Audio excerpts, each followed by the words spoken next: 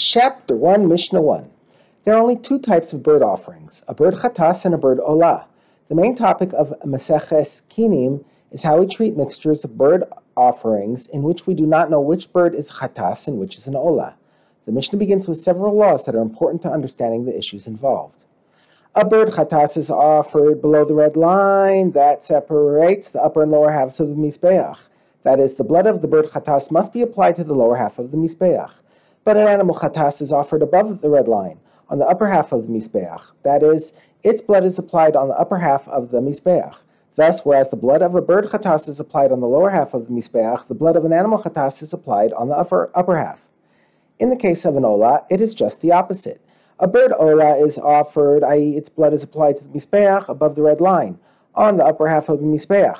But an animal olah is offered, i.e. its blood is applied below the red line, on the lower half of the mizbeach. Thus, whereas the blood of a bird olah is applied on the upper half of the mizbeach, the blood of an animal olah is applied on the lower half. If he changed the place of the blood application in either case, applying the blood of the bird chatas above the red line or the blood of the bird olah below the red line, it is not a valid korban.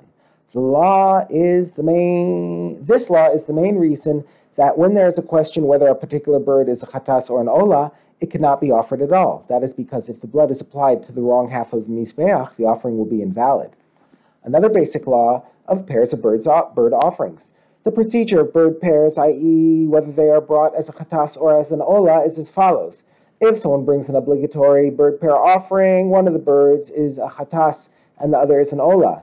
But in the case of bird pairs that are not obligatory but are rather voluntary vow offerings or donated offerings, which the Mishnah will explain next, all of them are olos. There is no such thing as a voluntary chatas.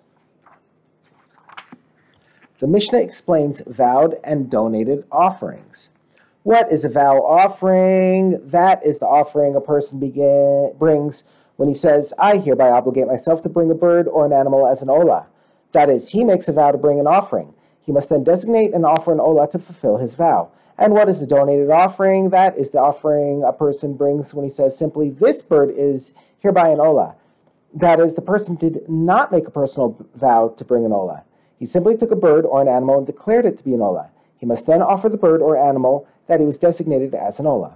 What is the difference in law between vow offerings and donated offerings? After all, in both cases, he is now required to bring an olah offering.